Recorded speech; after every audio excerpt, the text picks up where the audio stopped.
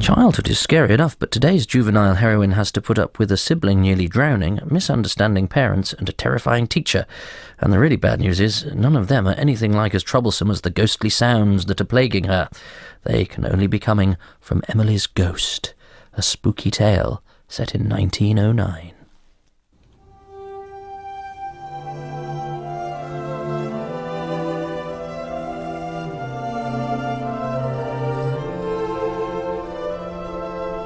Emily's Ghost by Colin Finbow.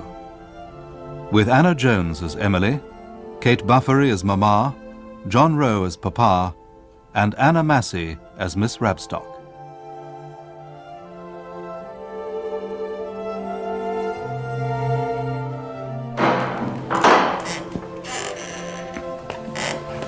There was nothing strange about the house at first. We've arrived! Hello? Hello, Grandpa! Shh, Edward, he's not here anymore. He might be. His ghost might be. Edward, Louise, not too excited now. Please no explore, Papa. Only if you can do it quietly. It seemed that we had been travelling all day, bouncing behind the horses in the carriage to Paddington. Swaying in the clattering train, Louise got a speck in her eye from looking out of the open window, and my hair became quite ruffled.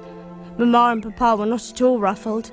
Papa read his Times, and Mamma looked out at the passing countryside as if we were going on a day trip to the seaside, not leaving London forever. Quiet, Emily! You're making sufficient noise to waken the dead. Algernon, don't be tactless. Oh, I'm sorry, my dear.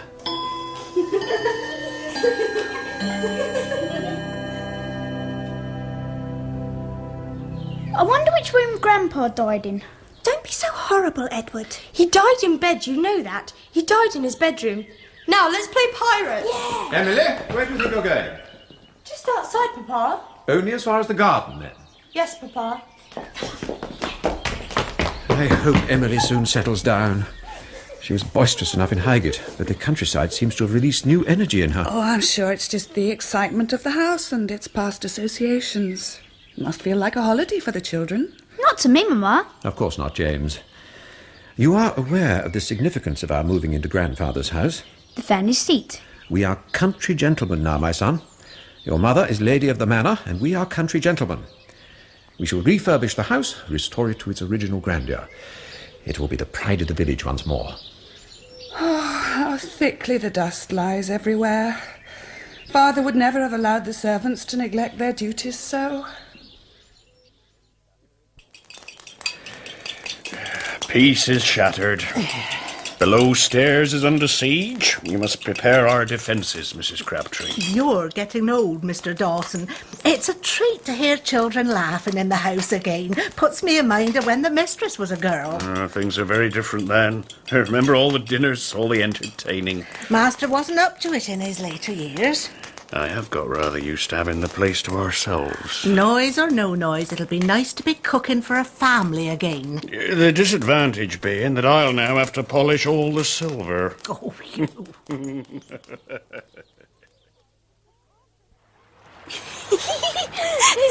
Papa said only as far as the garden. We're not allowed by the river. Please take us in the boat, Emily. If you don't, we'll tell Papa you brought us here. I'm not much good at rowing. I couldn't handle the boat in this current. So you might as well stop untying the mooring rope, Edward. Edward! Louise, stop struggling with Edward at all! Oh, Emily, do something! You must save her! Try to grab onto a branch or something, Louise. Hold on to something. Oh, where is James? He'd know what to do. He's back at the house with Mamma and Papa. Oh, Emily, she keeps going under. Why don't you help? I can't swim, Edward. You know I can't. Nothing moves. My arms hang useless by my sides. My feet are rooted to the ground. I want to help my little sister, but she is in water. I feel the water in my eyes, stopping my ears, filling my throat. I am paralysed by dread.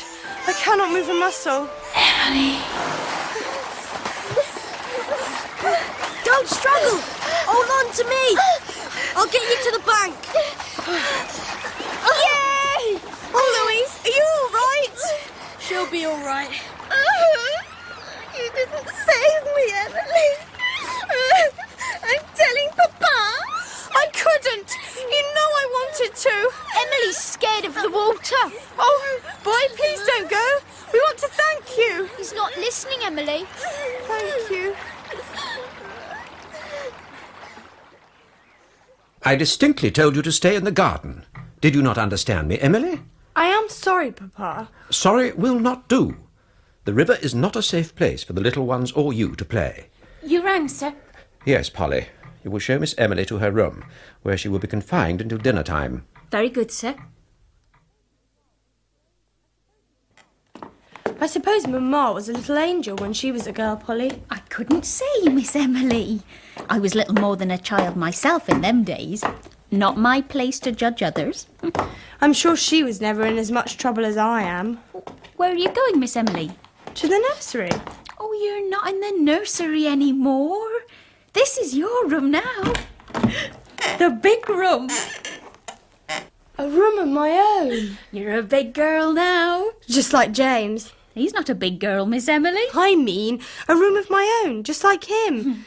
This room was always kept locked. I've only ever been in here once before. It's all right, Emily. You can come in. Sorry, Grandpapa. I didn't mean to be nosy. I was just passing and the door was open. While you are my guest, the whole house is open to you. There are no secrets here.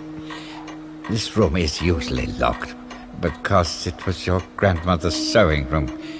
Sentimental old fool that I am. I didn't want intruders here. You see, to me, it feels as if she's still here.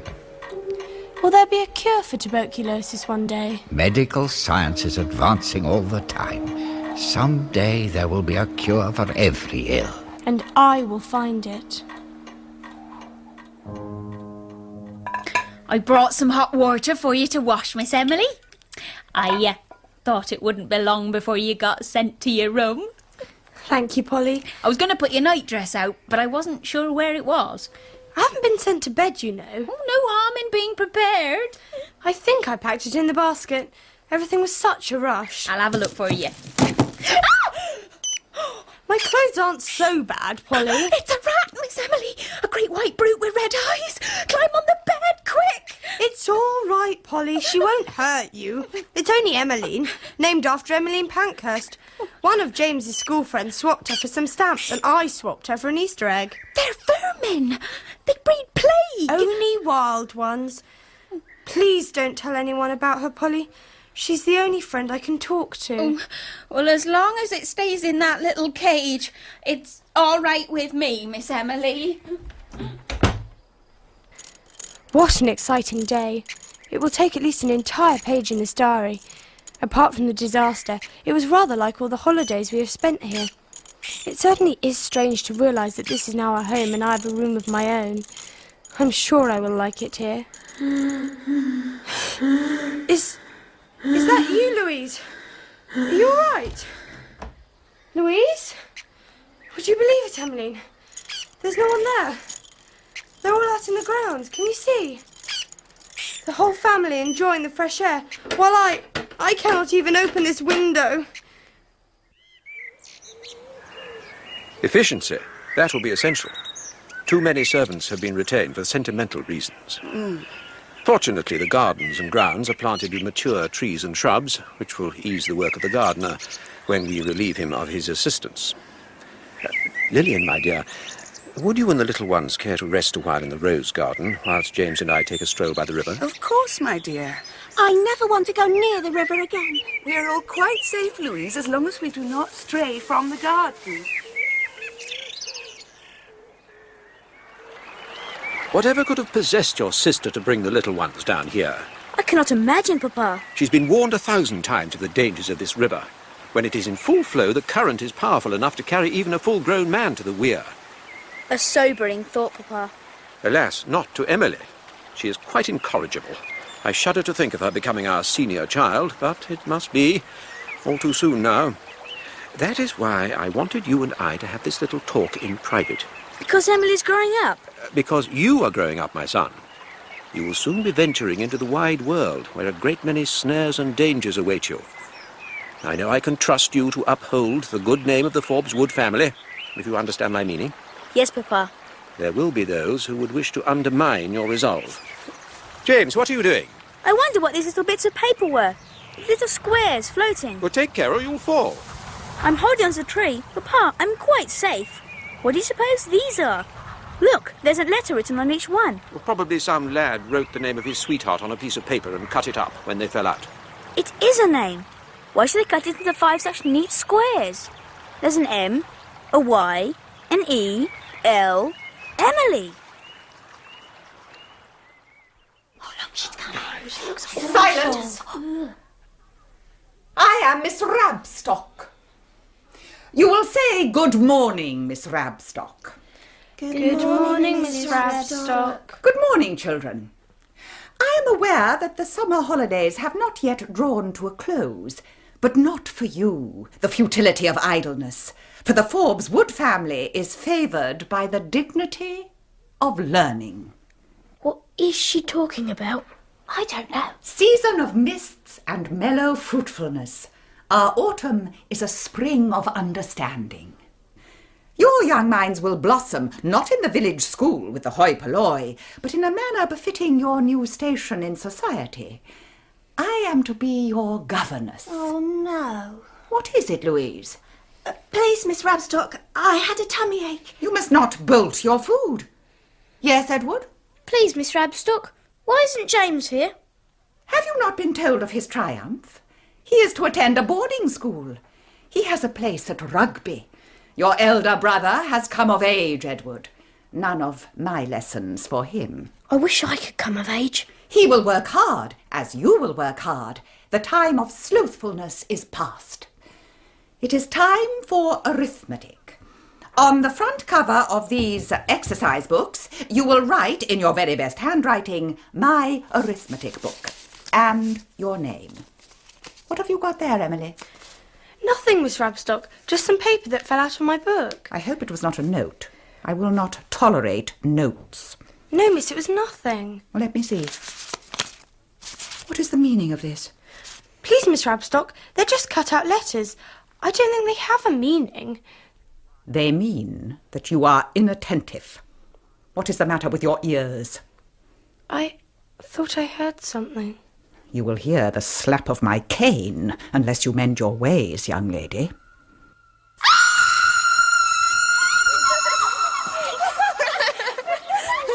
You sound like people released from prison. We are people released from prison.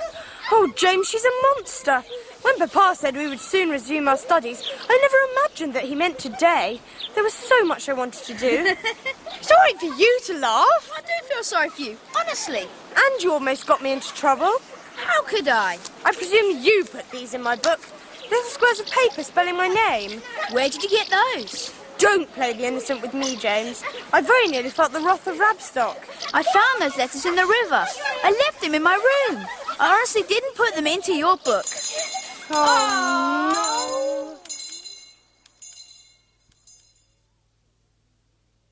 1 6 to 6, 2 6 to 12, 3 6 to 8. I doubt that Father has opened this bureau in years. Oh, the dust is so thick. The papers are jammed in the same haphazard way that he seems to have done most of his filing. I suppose there are more bills. Yes, I'm afraid so. Most of them are unpaid. Oh, Algernon, I'm so sorry. I had no idea. We both had some idea, Lillian. We knew that your father had little notion of money management. He was a philanthropist. He saw his purpose in life as healing the sick. He had no time for financial affairs. I had no idea that he was so deeply in debt. He was so popular that his creditors must have repeatedly deferred his obligations.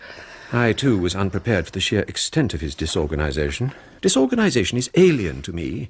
I find it hard to believe that anyone can handle finances with no plan. These debts will seriously affect our plans for the house. They will seriously affect my plans for life. I knew there would be debts, but I had counted on the leasing of the meadowland to assist with those. to say nothing of the row of cottages we could sell in the village. I know, dearest. Now we learn that he has shared the land as a gift between a couple of farmers and sold the cottages for a paltry sum 3 years ago. We will just endeavour to live as frugally as possible. I had so long looked forward to having a country seat, to being a gentleman of leisure. Now I must consider returning to the bank.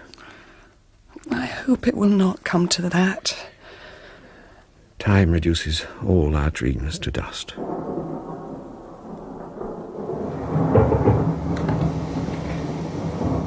All night the rain beat down upon the old house and the thunder roared. In the deep dark cellar the ghosts awoke and the skeletons rattled their bones. Slowly and stiffly they stood up for the first time in centuries. They rattled up the stairs and the doors creaked open. Suddenly they were outside the nursery door. It was a wind. It was a ghost. All the nice girls love the sailor. All the nice girls love a tar. Falls in love with Kate and Jane and then he's off to sea. What in the name of goodness is going on here? We were having a Piero show, Papa. A Piero show? In the middle of the night? The little ones couldn't sleep for the storm, so I told them a story to help them relax. We couldn't sleep because of the ghosts. And Mamma and I could not sleep for your infernal noise. James and Emily, return to your rooms at once. Edward and Louise, go to sleep immediately. Good night, Papa. That's very strange. I'm sure I left these paper letters in a little pile on the dressing table. Someone has spread them out to spell my name. Emily. Who's there? Is anyone there? E-M-I-L-Y, Emily. You're pushing it. We're not. E-M-I-L-Y. We're coming to get you, Emily.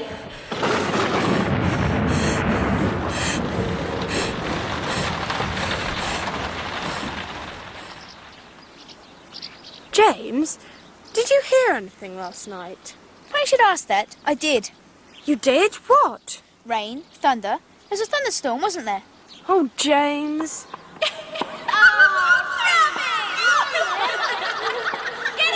What was that? What? Can't you hear it? A tennis match. You were, little sister. You know what's happened to Joan of Arc? You really can't hear.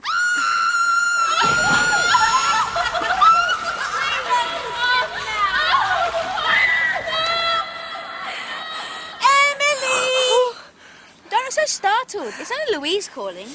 Emily, Papa wants to see you in the drawing room. I am disturbed, Emily. Sorry, Papa. I didn't mean to disturb you. Your behaviour disturbs me. Miss Rabstock informs me that you are late for class.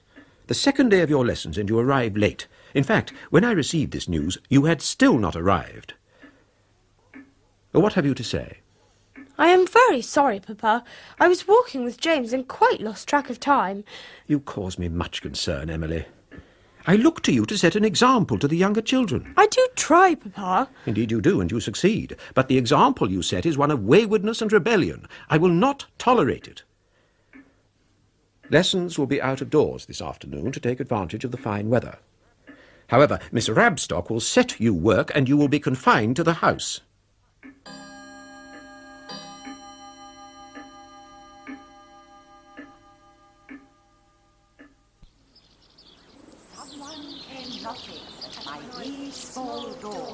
Someone came knocking, I'm sure. It's so hot. I should have worn a different dress. This satin is too thick for summer. You must be suffocating in there, Emmeline. My armpits are the hottest part. There you are. Fresh air. What do you think of the grounds? I say, you all right? Emily? How do you know my name? Rest in peace, Emily. Yeah! Oh, James nearly killed me. Who's the naughty little girl, then? Did you see? I saw someone sneaking behind the trees when I know that someone has been ordered to stay indoors. You didn't see the girl? What girl? There was a girl here. A girl in a white nightdress. She spoke to me. Sounds like a spook. No, really, James, she was real. Where is she now, then? She vanished when you jumped out on me. He does funny things to me, too. I tried smoking one of Papa's cigars by the river, and I felt quite giddy. Well, I see you've got Marmaduke. Emmeline? That's what I wanted to ask you about. Can I take him to school with me? He's a she, and no, you can't, because we swapped her fairly.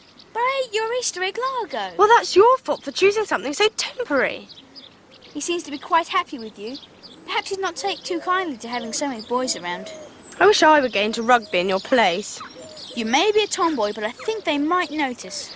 Boys have all the advantages. My education stops now, but you can go on to university and study whatever you fancy and get a degree. You'll inherit the house and bring honour to the family, while I will marry someone I dislike, just to please Papa, and spend the whole of my life raising children. Surely that's what women are supposed to do. Oh, the children are enjoying their lessons in the garden, Algernon. It was such an inspired idea. I think Rabstock was a little less than enthusiastic, but I am determined that the children shall benefit from living in the country. There's time enough in the winter to be indoors. It is such a pity that Emily spends so much time indoors. When she behaves as sensibly as the others, she will share their privileges, not before. She seems to be suffering from a rather rebellious turn of nature of late. James is already 13, and he has never been rebellious. What are those pictures in your pocket, James? I found them in Papa's drawer. No need to look so guilty. I don't mind you looking at pictures of naked women, as long as you don't expect me to look at pictures of naked men. I'm just so bored. I can't wait until tomorrow, and yet I'm dreading it. You remember when I heard strange sounds in the garden? Yes, I do. And now you're seeing things as well. I wish I saw girls in nightdresses. I don't really believe in ghosts, because they're unscientific, but I think there is a possibility that the house could be haunted. By Grandpapa? By a girl. In a white nightdress? I've heard her crying in my room. Sometimes I hear her struggling for breath. You don't believe me, do you? Of course I do. If you say you've seen a ghost, why should I disbelieve you? I shall miss you when you go to rugby.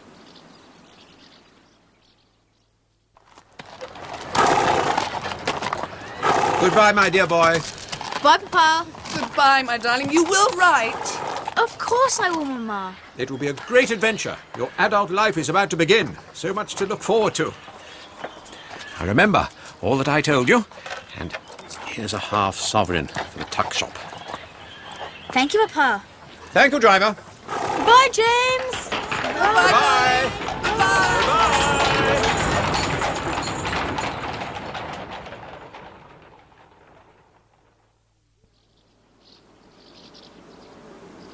We are privileged to be living in an exciting age. It is called the Edwardian Age. Who can tell me why? Yes, Louise? Please, Miss Rabstock, because our king is Edward. Exactly so. Our king is Edward, and our country Great Britain. The British Empire occupies 1/5 of the land surface of the entire globe. We have seen the British flag unfurled. What is it, Emily? Please, Miss Rabstock, what lesson is this? Geography. We have seen the British flag unfurled in ever-increasing territories. This great nation is spreading its creed to the heathen and the heretic. What is it now, Emily? Please, Miss Rabstock, do you think women will get the vote? What on earth has that got to do with geography? Women live in all countries. Stand in the corner. Please, Miss Rabstock, which corner? Leave the classroom at once. Oh, Louise, fan my neck. I need to cool down. Then how fortunate that the hosepipe has been left lying at your feet, and how fortunate that the tap is on the path from the garden.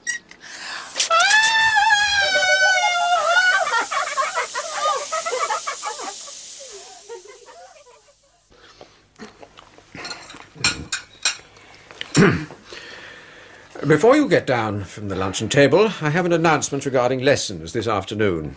Miss Rabstock is confined to bed with a slight chill. Dawson informs me that one of the garden hoses sprang a leak this morning and caused your governess to get somewhat wet. Therefore, lessons will be postponed until tomorrow. Yay! Children! Your time will not be spent in idleness. Miss Rabstock has left a list of words which you must learn for a spelling test for tomorrow. I myself will deal with anyone who does not achieve 10 out of 10. Didn't really look like an accident to me. Somebody must have turned that tap on, but nobody seemed to see anything. I'll give you 3 guesses. Perhaps that governess isn't so bad after all, turning a blind eye. No, if she had seen, she'd have complained. There's not an ounce of charity in the woman. Ah, somebody smelt the tarts. Morning, Miss Emily. Good morning, Mrs. Crabtree. Good morning, Dawson. Good morning, Miss Emily. You're torturing us, Mrs. Crabtree. The whole house smells of jam tart baking. So you decided to come along with your pleading little girl eyes and see if I'll weaken. I wondered if you had one to spare. You've always been the same ever since you were knee-high to a grasshopper. Get anything out of us with that pleading look. Thank you. Only one, mind. This has always been my favourite place in the whole house. I've always felt at home here in the kitchen. Nothing ever changes. Yeah, well, we get a little older, I'm afraid. You don't seem any older to me. I'm the only one that seems to change. It doesn't seem so long ago that I had to stand on a box to reach the sink when I helped you scrape the vegetables. You're growing up fast and no mistake. Doesn't seem a year ago since I baked your last birthday cake. In 5 days' time, I shall be 13. Just think, if I were a boy, my life would begin in 5 days' time. As it is, it starts to end. Oh, that's a terrible thing to say. I mean it. All that lies ahead is a life of domestic slavery.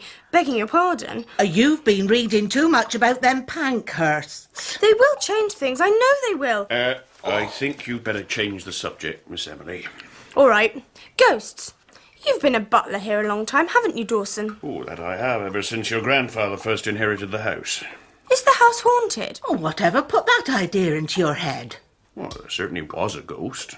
Figure in white. A young girl? A young nun from the convent as used to stand here hundreds of years ago. At least that's what people said. The worst stories at first have been seen around the grounds, but nobody's reported anything for, 15 years or more? So I'm afraid we can't offer you any ghosts.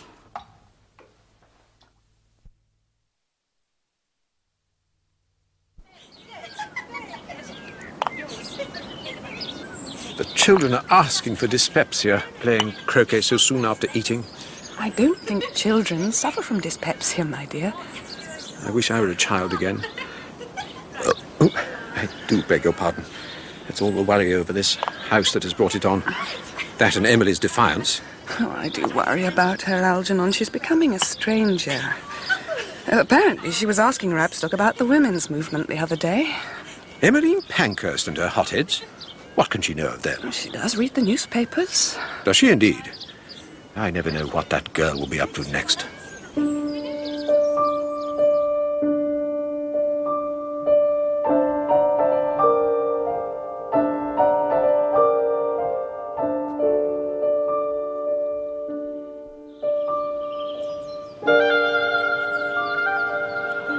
The river is clear with reeds and water lilies and a bed of soft brown. Damselflies dart over the surface. I feel no fear, only pleasure in the beauty of it, the beauty of a forbidden place. Why should I be so afraid of water?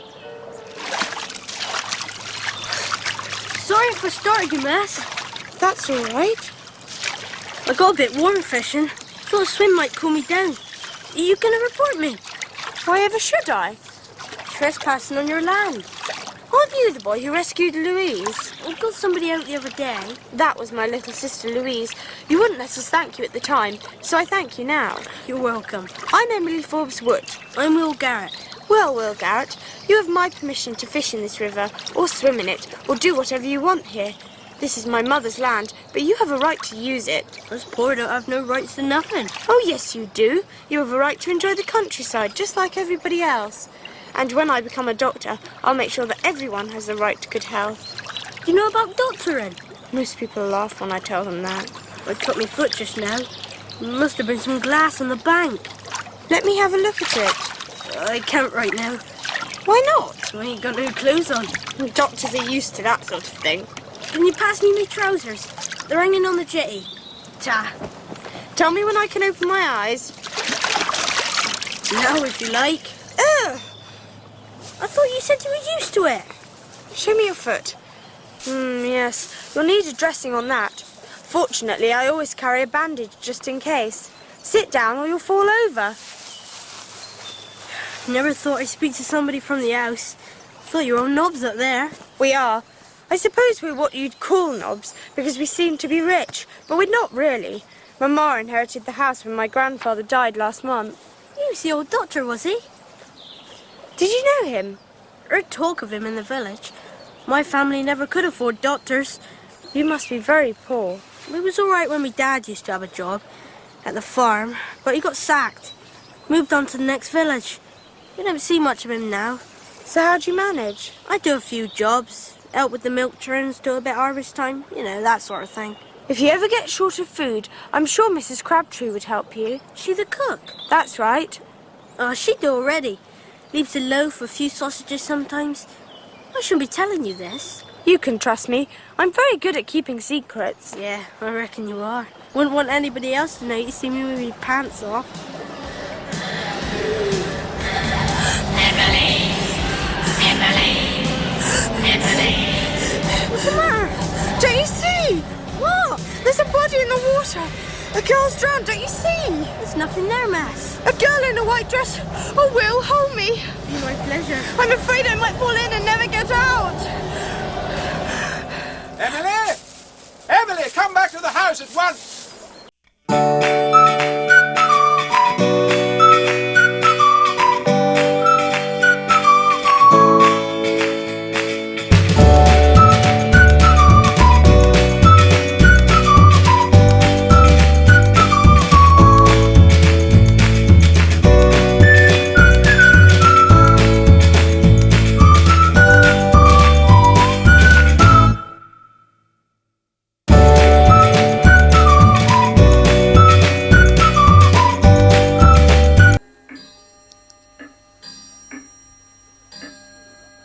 The sooner she is married and off our hands, the better.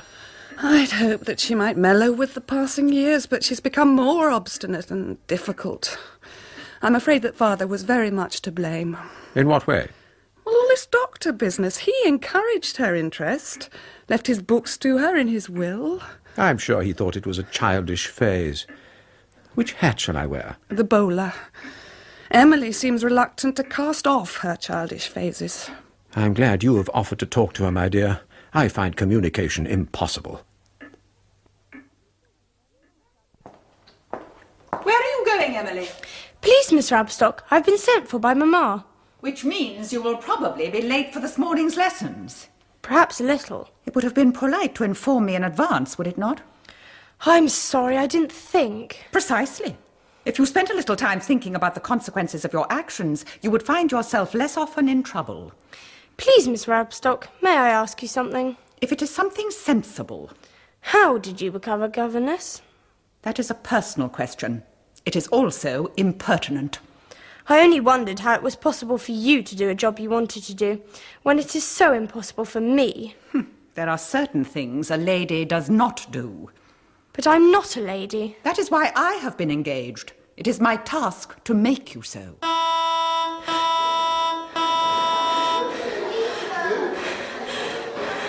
I'm surprised that you look so fearful. Many young girls would envy you. Don't you hear anything, Miss Rabstock? I hear your mother running out of patience. Return to class without delay. I don't want to keep you from your lessons, but what I have to say is rather important. I am sure you realise that a house such as this is very expensive to maintain. Yes, Mamma. Unfortunately, your grandpapa did not leave me a great deal of money when he left me the house. He used to give it away. Quite so, which was a little foolhardy when he was custodian of the family seat. The time could come, Emily, when the house will have to be sold. I hope not in my lifetime, but we are in need of money now, and that is why Papa is going to London tomorrow. He has some business colleagues connected with the bank who may be able to assist us financially. Do you understand? Yes, Mamma. Now, I tell you these things, Emily, because you are now the eldest of our children at home, and we expect the utmost responsibility from you. No more daydreaming or being late for lessons, no more leading the little ones into mischief, and no more clandestine meetings. But, Mamma, I haven't met a clandestine. Papa has given me full details of the hand-holding he observed by the river, a place you are forbidden to visit. I am sorry, Mamma. I won't go there again. I thought I'd find you here. How's your foot? Bit sore, but I kept a bandage on. I'd better see how it's coming along. Catch any fish yet? Too what? Beggars are too lazy to bite. I've brought some lint and some antiseptic so that I can dress this properly. Thank you, Doctor. This will sting a bit. Ah! I told you. This will stop it from turning septic. Are you all right?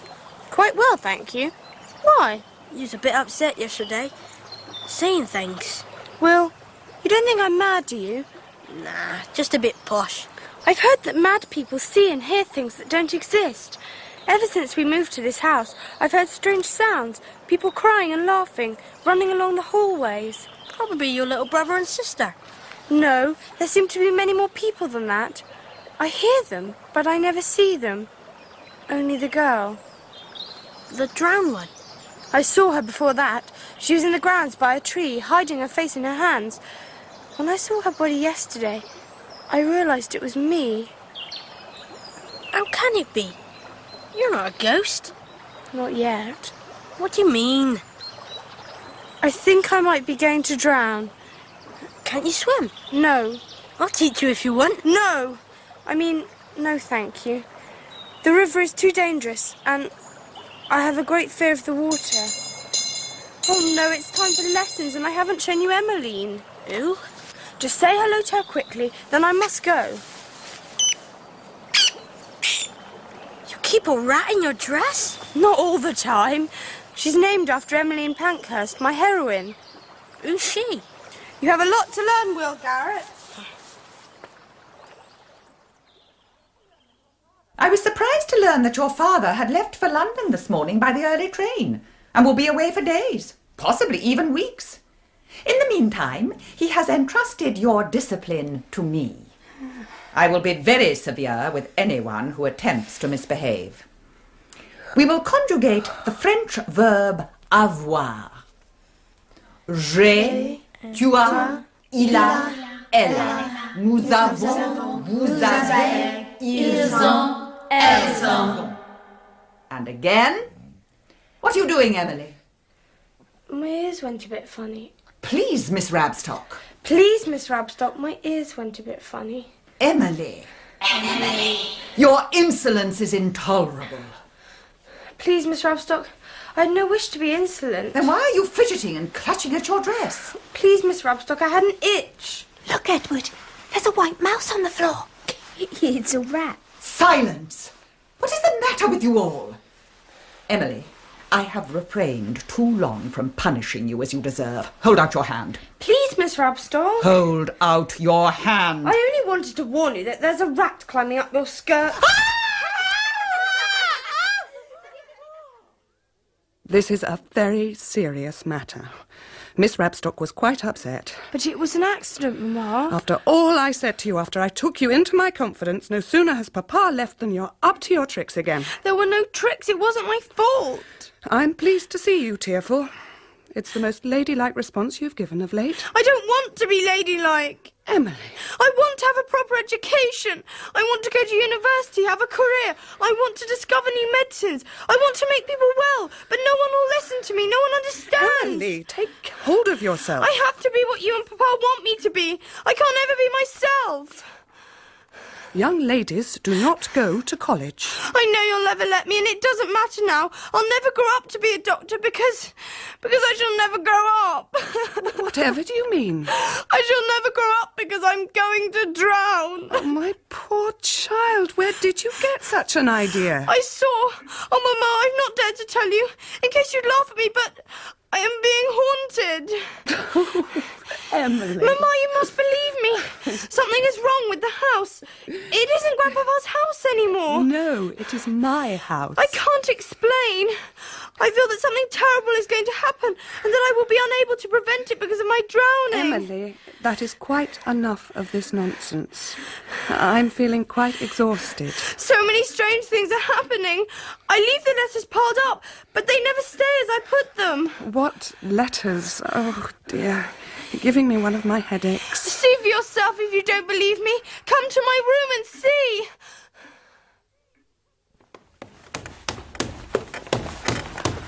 Emily, let go. You'll tear my dress.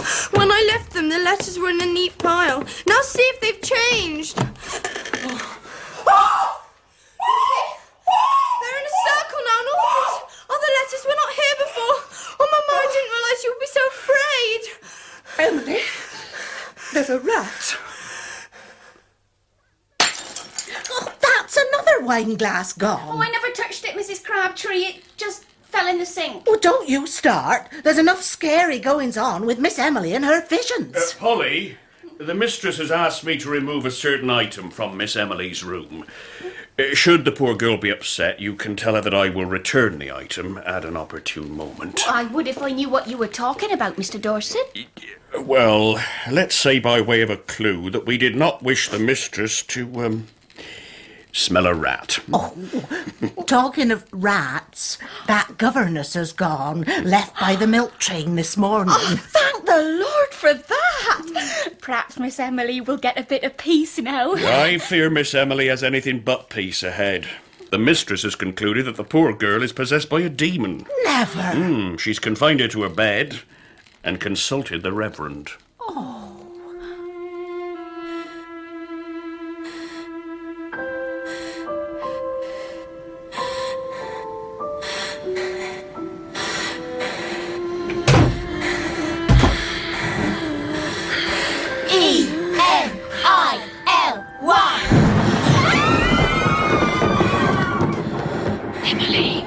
Who's there? I'm not afraid. It's you. Who did you expect? I saw you in the grounds. You knew my name. I guessed it must be the same as mine. You're called Emily too? At first, I thought they were spelling out my name, just to scare me. Are you a ghost? No, you are. They called you on the Ouija board. Why do they do this? It proves they can contact the dead. But I'm not dead. You must be. That's why I threw your letters in the river. So you could rest in peace. Who are they? Shh. What's up, slag? Nothing, Sharon. Got your breath back now, have you? Not going to keep us awake all night with your asthma like you did last night? Sorry, Sharon. OK, gang, it's safe to get back in bed. All the ghosties have gone. Is there someone else in my room? Of course, and it's my room, actually. Look, we can't talk now or I'll get beaten up. Follow me. I know a safe place where they won't hear us. Where are you off to, slag? Toilet. Gotta change your nappy.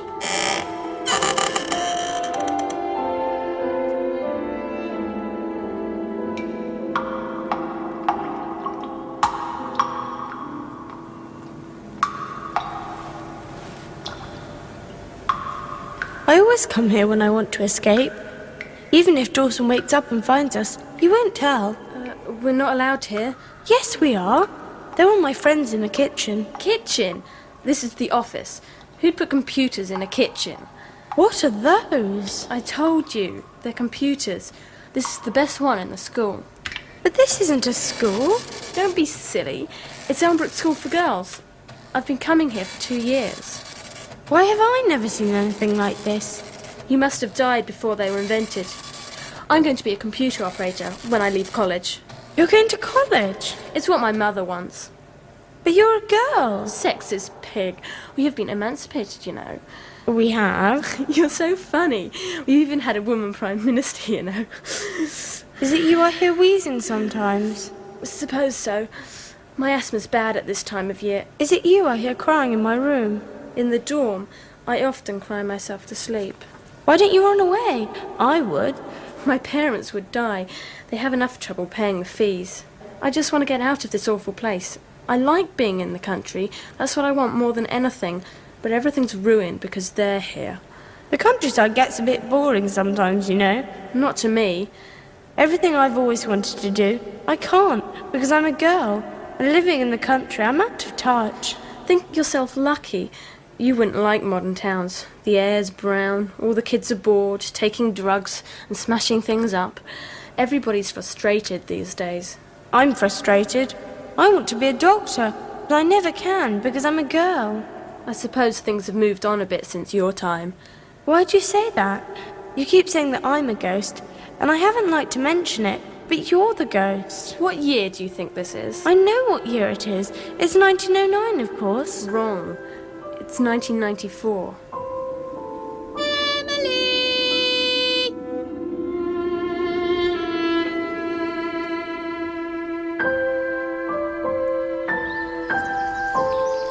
she vanished.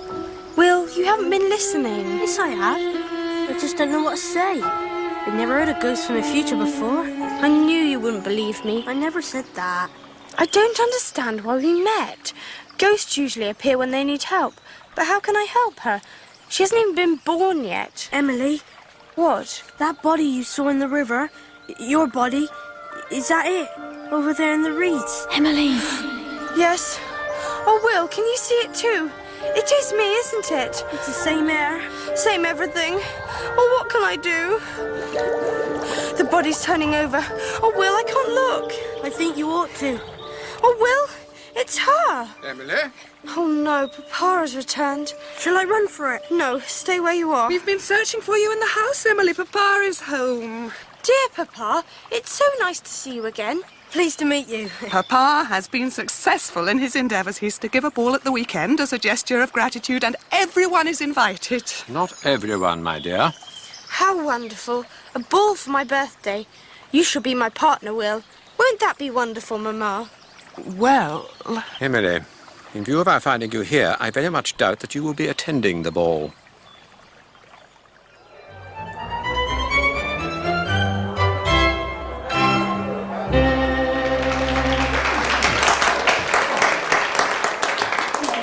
Ladies and gentlemen, may I welcome you to our harvest ball.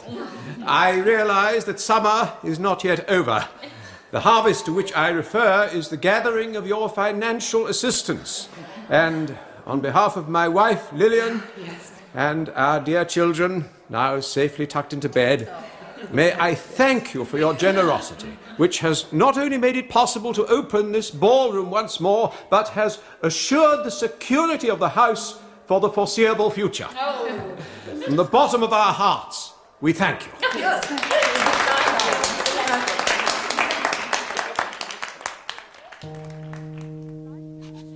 July 23rd, 1909. Papa is home, Emmeline has been taken away, and I am not a ghost. My namesake from the future is the one who must die, unless I can prevent it, if I am meant to prevent it. I am so confused by all the supernatural events, and yet strangely unafraid. I cannot put down my thoughts to make any sense at all. I am writing this because I am confined to my room for going to the river and meeting Will. I pressed some herbs in the flower press Mamma and Papa gave me, and I am now listening to the music from the ballroom. It is my 13th birthday. Come in. Oh, Polly, I hoped it was you. I'm sorry to be a bit late, Miss Emily. I stopped to look in at the ballroom and I got so carried away. Have you got it? Yes. Oh, thank you. I checked that it hadn't got the moth. I only hope it fits. I'm sure it'll be perfect, Polly. One of the ladies in the ballroom left her mask on a chair, so I borrowed it for you. You think of everything, Polly. Oh. There. How do I look? Oh, you look a treat, Miss Emily. Oh, that dress always was too grand for me. It might have been made for me. I'm sure no one will recognise me, and if they do, I don't care. I can only be sent back to my room.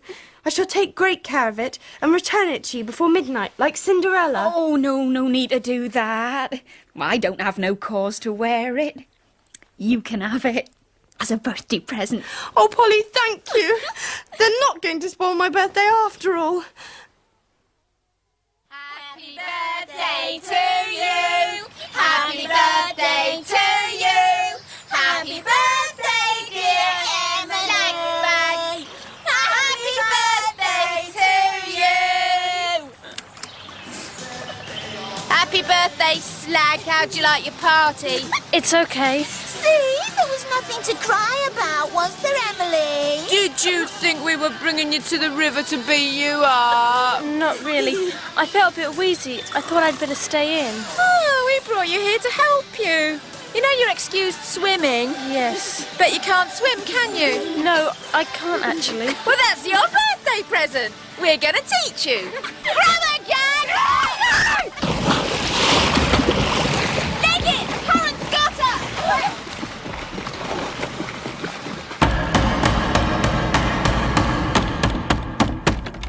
What is it, young man? Can I see Miss Emily, please? It's urgent. Who shall I say wants her? Just tell her Will. Will, what has happened? I heard a scream. She was in the weir.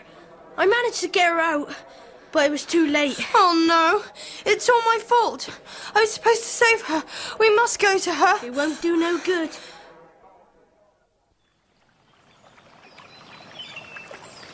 She looks very peaceful. I don't know when I saw her smile before. She never even struggled. She's just lying there, in the water. Oh, it's all my fault. Oh, Emily, I'm so sorry. I know I was meant to save you. No, you weren't.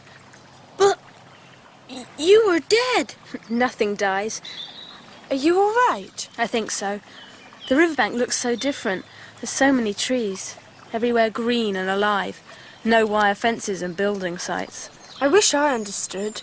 I ain't even gonna try. Can I talk to Emily alone, please? That you can. I got fish to catch. You had gardens, roses everywhere. In my time, it was all tarmac tennis courts. I can't wait to see the house. Are you still a ghost? No, you're still the ghost, Emily. How can I be? A ghost's someone in the wrong place, in the wrong time. We're sort of time twins. We were born on the same day, but in different years. And that's why we kept getting mixed up. Nearly 100 years apart? I think we met because we were both unhappy in our time. You were. I'm happy. Didn't you want to have equality? Become a doctor? It was my dream. It was only a dream in your time. It could be reality now. It was like that in my time, in 1994. That's where I'd like to live then. Do you really mean it? Don't be silly. How could I? You could take my place. Take your place? Only if you really wanted to. But I like being who I am. You still would. We just look like each other to other people, but the way we look doesn't mean anything. We'd be the same people inside. There'll be so much to learn. The computers and everything. So many developments in medicine. My grandpapa always said that one day there'll be a cure for everything. There's still a long way to go. But you could help. I could, couldn't I? It's what I've always wanted. Would I ever see my family again? You wouldn't need to. I'd take care of them. Are you sure they wouldn't see we're different? We'd look the same to them. They see what they want to see. I'll show you. Will? Yeah? I thought you said you wanted to talk in private. That's all right. I only wanted to ask you a question. I ain't much good at learning. I don't understand nothing what's been going on. It's not a difficult question. Which one of us is your friend Emily?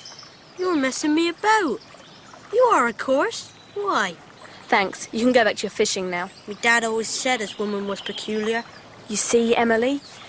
But how can I be sure people accept me as you? There you are, Emily. I've been looking for you all over the place. I thought you must have made yourself scarce while we talked to your teachers. Say goodbye to your friends now. Your dad's already going on about the long journey back. Are you talking to me? Don't be silly, dear. I'll meet you up at the school. Is that your mother? Your mother now. Have we swapped already? You must have wanted it. Thanks for saving me. I didn't. I couldn't. You saved me from being a ghost. You'd better be going. Dad gets impatient. How will you meet my parents? I'm going to the ball. With Will? There are boys in your new time. But they're not Will. Will I really be able to become a doctor? That's up to you now. Good luck. I like your taste in boys, by the way. Be happy, Emily. You be happy too. Oh, I almost forgot. Happy birthday. Happy birthday, Emily. Lillian, I thought Emily was confined to her room. She was, Algernon. Then why do I seem to see her dancing with that ragamuffin from the river? A trick of the light, perhaps. So many women in masks. An easy mistake.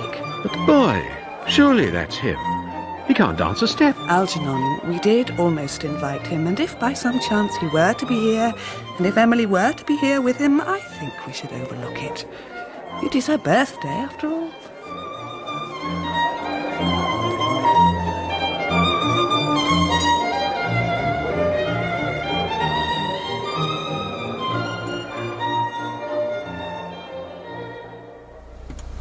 Here she is. Well, about time too. Where'd you sneak off to, Emily? Just down by the river.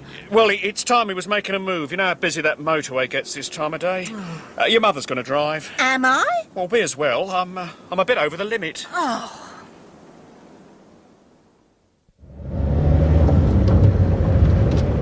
quite a nice do. Not a bad dinner. Food wasn't at all bad. I thought it was a good idea having the old-fashioned ball. Yeah, back to the good old days. I didn't realise you went back as far as Edwardian times, Ron. You're only jealous because that headmistress kept chatting me up. Me? Jealous? She seemed very impressed with you, Emily. Thought you'd done some really good work, even though some of the girls tease you a bit. Got you earmarked for university. Made your old man quite proud. You'd be able to keep me in my old age when the bottom's gone out of the scrap market, eh? If you hadn't walked out on us, you'd have realised what a bright daughter you've got. I see her once a week, don't I? I know her just as well as you do. I'm not going to argue with you, Ron. This is Emily's day. Hasn't got much to say for herself, has she? She's planning her holiday with me, aren't you, Em? What's it feel like to be a teenager, then? A bit strange, really. Scary. Makes you wish you were my baby girl again? No, Papa. I like it. You've really got the hang of this Edwardian lingo. You should have been born 100 years ago. No, I shouldn't.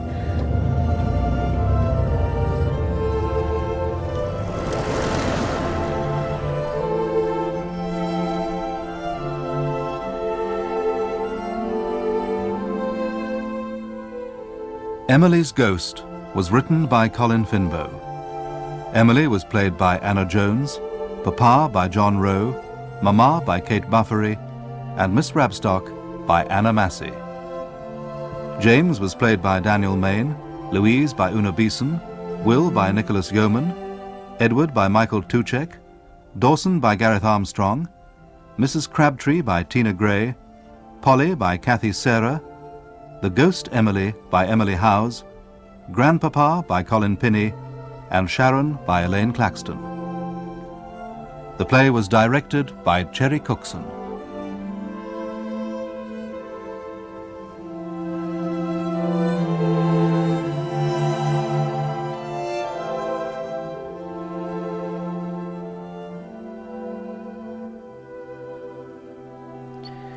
Interestingly, well, to the likes of me, Anna Jones and Anna Massey had already been in a film version of that same story 2 years before.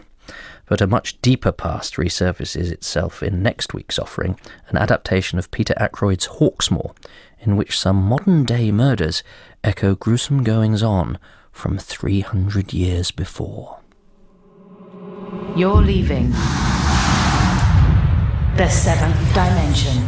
Yes, so am I. That's it. That's the end of my latest stint on the seventh dimension, but I'll be back at some point soon, hopefully with news of a play what I have written for Radio 4. Yes, The Mothership. It has a famous actor in it and some jokes about cheese, but that's all I'm telling you for now.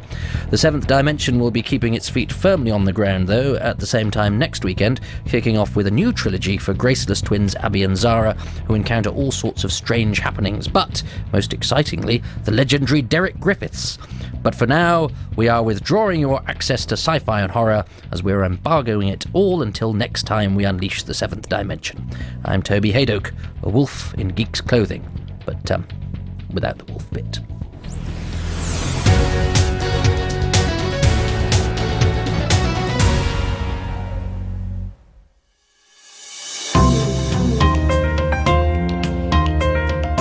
BBC Radio 4 Extra. It's 7 o'clock. This is Neil Sleet. It's the TED Radio Hour next. A woman recalls the rise and fall of her relationship with her mother in our Edna O'Brien story in 45 minutes. Dumping your guest on an uninhabited island with